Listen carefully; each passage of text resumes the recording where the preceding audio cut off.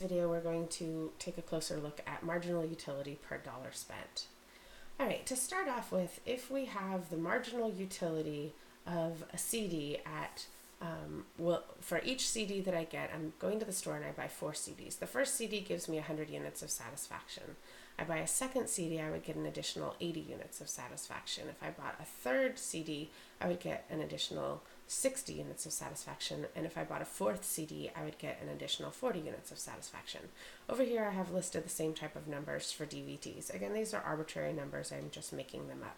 So I know that I like watching a DVD and I'm going to get, some amount of satisfaction from it, and I just pegged it at 75. A little less than a CD because I feel like I can listen to a CD multiple times, more times than I could watch a DVD.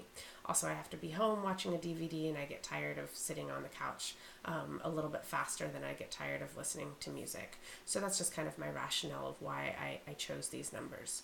So my second CD is going to give me 50 units of satisfaction. Sorry, my second DVD. My third DVD is only going to give me 25 units of satisfaction, and my fourth DVD is going to give me 0 units of satisfaction. So what we want to look at now is our per dollar units of satisfaction. So basically, if I take the marginal utility for DVDs and I divide that through by the price that I'm paying for DVDs, I will see that per dollar that I'm spending, let's say that the price of DVDs starts off at $25. And I will see that per every single dollar that I spend out of those 25 for those 75 units of satisfaction, each dollar is giving me 3 units of satisfaction. Okay, if I buy a second CD, each dollar is giving me 2 units of satisfaction. If I buy a third CD, each dollar is giving me only 1 unit of satisfaction. And the fourth CD, I would be getting 0 units per dollar. Okay, now let's do the same thing over here for price of CDs. All right, so let's say that we'll take the marginal utility of CDs and divide that through by the price of CDs. And let's say that CDs are a little cheaper than DVDs. When they come out new, they're around $20. Okay, so my marginal utility per dollar for CDs starts off at 5 utils per $1, then it goes to 4 utils per $1, then 3 utils, then 2 utils per dollar. Okay, so if I had $100, let's say, and I was going to to decide how I was spending my income, well, there are a couple things that we can look at from this. We've already looked at budget constraints, but we can do a budget constraint up here, and we can say in this example, income is equal to $100, and the price of a CD is equal to $20, and the price of a DVD is equal to $25. So we're going to start with that information right here. So I'll put CDs, I guess, on this side and DVDs on this side. So if DVDs are $25 a piece and I have $100, then obviously the amount of DVDs that I can get would be maximized at 4. I can't buy anything more than 4. And if CDs are $20 a piece and I have $100, and the amount of CDs I could get, let's say, is somewhere around here, and that would be $5. So if I spend all my income on CDs, this $100, I could get 5, and if I spend all my income on DVDs, I could get a maximum of 4. So my budget constraint is going to look something like this. Let's see if I can get it a little straighter. Not making the connection. There we go. So this is my budget constraint. Okay, so we said that the budget constraint is the maximum amount that I can spend. Okay, I'm constrained by this $100. So that's the most that I can spend on purchasing one of these 2 goods. So how am I going to decide where I want to be on this budget constraint? Do I want to buy 5 CDs and 0 DVDs? Do I want to buy 0 DVDs, 0 CDs and 4 DVDs? Or do I want to be at some additional point on this curve? Well, the way that we would look at where a consumer would want to be if they were following our assumptions of rational thought, perfect foresight, maximizing their utility and using this given income on these two goods, then we would see that they would actually decide to purchase the quantity where the marginal utility for CDs divided through by the price of CDs. So the marginal utility per dollar spent on CDs is equal to the marginal utility per dollar spent on DVDs. Okay, so basically, price of DVDs. So basically, if they buy one CD, and after they buy that first CD, their marginal utility per dollar spent is at 5. Going forward to buy the second CD, the marginal utility per dollar spent would be at 4, so they should choose rationally to buy a second DVD. Then they get to the point where for the next dollar that they're going to be spending is going to give them 3 units of satisfaction, whether they put money towards a CD or they put money towards a DVD. So right here, the numbers are going to be equal. So they would be indifferent between purchasing one more CD and their first unit of DVD.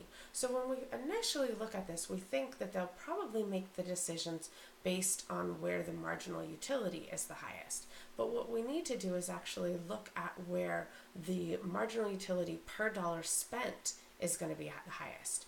So it doesn't really compute theoretically when we look at it and go, oh, well, I would need to be able to buy part of a CD in order to move up and down the budget constraint. I would need to be able to buy part of the next CD for $1 instead of spending the entire $20. And yes, rationally, it does break down there, but we need to be able to understand it by thinking about where we would spend our next single dollar. So basically, for the first few units, we would definitely be spending it on the production on the purchase of CDs, okay? The first ones would be on the production of CDs. But right here, where we look at this $3 per unit and this $3 per unit, and we say, well, as a consumer, I would be indifferent because for every dollar, I'm getting back the same amount of utility. So I would be indifferent between these two. So basically what I would do until I get to the next dollar, which is also equal now from 2 and 2, I would buy however much money I have. I would buy one more CD, then one more DVD, then one more CD, and then one more DVD until my budget was exhausted because I'm indifferent between the two of those. Okay, so maybe if we look at it one additional way and we look at it like this, let's look at, so this is income spent.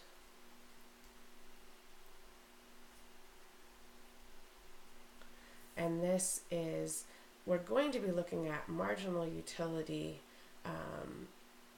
for over the price, but I'm going to have 2 things on this axis, so I'm not going to label them more than that. But our CDs are going to start off at 100 and our DVDs are going to start at 75, so I'll use that as 50. So if I were to graph what's going on with CDs, we would see that the marginal utility of CDs goes from 100 and it comes down and goes something like that. And then the marginal utility for DVDs starts at 75 and goes and comes something like that. Okay, so this is my marginal utility for DVDs, and this pink one is my marginal utility for CDs. Okay, so now let's assume, and I'll pick a different color, maybe a nice yellow to show up. So let's assume that I have $1 to spend. Okay, where do I spend that first dollar? Well, if we look at where $1 would vertically intercept with the marginal utility for DVDs and marginal utility for CDs, we can see that the marginal utility for CDs is significantly higher.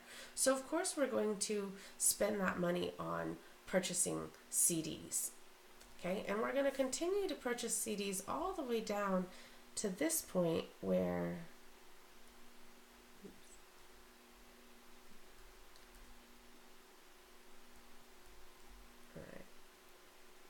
at this point, at that point, if this is 75 over here, then this is 75 right here, and the marginal utility per dollar spent would be the same at that point.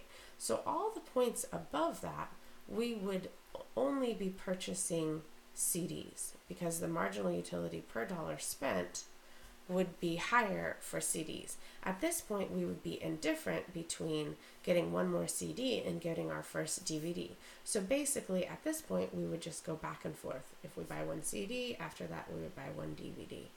And we would always be choosing whichever good or service is going to have the higher utility. Okay, so the way that we're reading utility is this is our y-axis that has the marginal utility.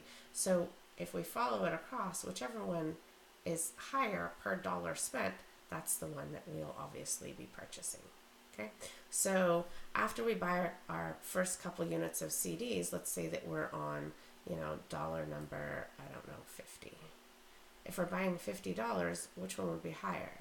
The marginal utility of DVDs or the marginal utility of CDs?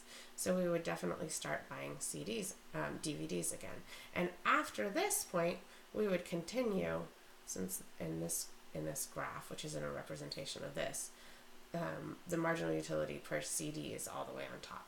What if, for example, the marginal utility of CDs were to become lower than the marginal utility of DVDs? So if we graphed them out, again, this is not representing the information above, but what if once we graphed them out, we saw that the marginal utility of DVDs was doing something like this? Okay, we don't really want it to start increasing at the end. We don't want it to really violate the law of diminishing marginal utility, but let's say that it looked something like this, where it's going down, but it starts decreasing at a rate slower than that the marginal utility of CDs are decreasing at. So let's say now we're at trying to figure out how we're going to spend that 75th dollar. Okay, so we're over here.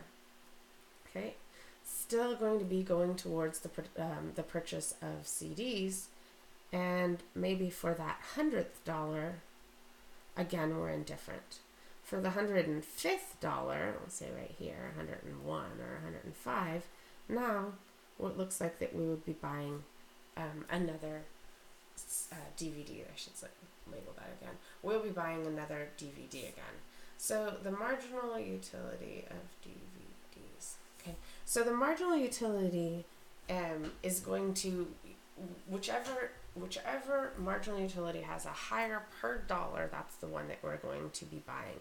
And once we get to the point where marginal utility per dollar spent is equal between the two, then we have found a point where we'll be maximizing our utility.